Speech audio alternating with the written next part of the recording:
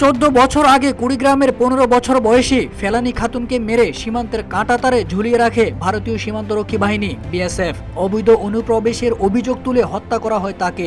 ঘটনার 14 বছরেও মেয়ে হত্যার বিচার পাননি ফেলানীর বাবা নূর ইসলাম।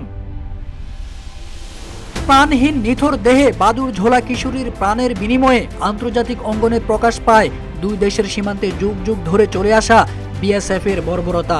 বিএসএফ সীমান্তে কি ধরনের বর্বরতা চালায় সেটার চিত্র পাওয়া গেছে মানবাধিকার সংস্থা আইন ও সালিশ কেন্দ্র আশোকের গত 11 বছরের বার্ষিক সীমান্ত সংঘাতের প্রতিবেদনে। আশোকের হিসাব অনুযায়ী গত 11 বছরে বাংলাদেশের সীমান্তগুলোয় শুধু বিএসএফ এর গুলিতেই প্রাণ হারিয়েছে 289 বাংলাদেশি। সীমান্ত রক্ষীদের গুলিতে এর একমাত্র ও অদ্বিতীয় উদাহরণ হলো মেক্সিকোর সীমান্ত। বাংলাদেশ, ভারত আর যুক্তরাষ্ট্র সীমান্ত ছাড়া পৃথিবীর আর কোনো দেশের সীমান্তে এমন হত্যাযজ্ঞ চালানো হয় না।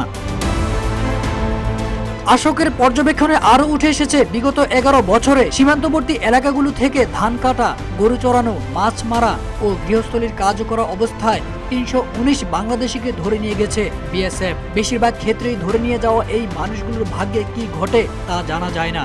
এই মানুষগুলোর কতজন ফিরে আসেন সেটাও থেকে যায় অজানা।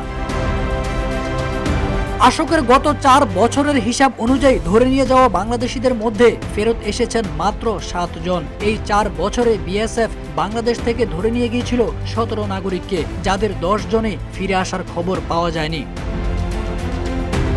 বাংলাদেশ ভারত সীমান্তের এমন অবস্থার কারণ হিসেবে বিগত ক্ষমতাসীনদের নতজানু অবস্থানকে দায়ী করেছেন বিশেষজ্ঞরা। তারা মনে করেন এটা বিগত সরকারের সময় দুই দেশের যে সম্পর্ক ছিল সেই সম্পর্কের আওতায় বাংলাদেশের পক্ষ থেকে এ ধরনের বর্ডার কিলিং বা ফেলানি হত্যা এসব বিষয়ে কোনো ধরনের জোরালো প্রতিবাদ করা হয়নি।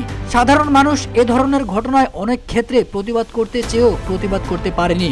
প্রতিবাদ করতে গিয়ে তারা বিভিন্ন ধরনের দমন পীড়নের শিকার হয়েছেন। তারেক আজিজ খান, রূপালী বাংলাদেশ।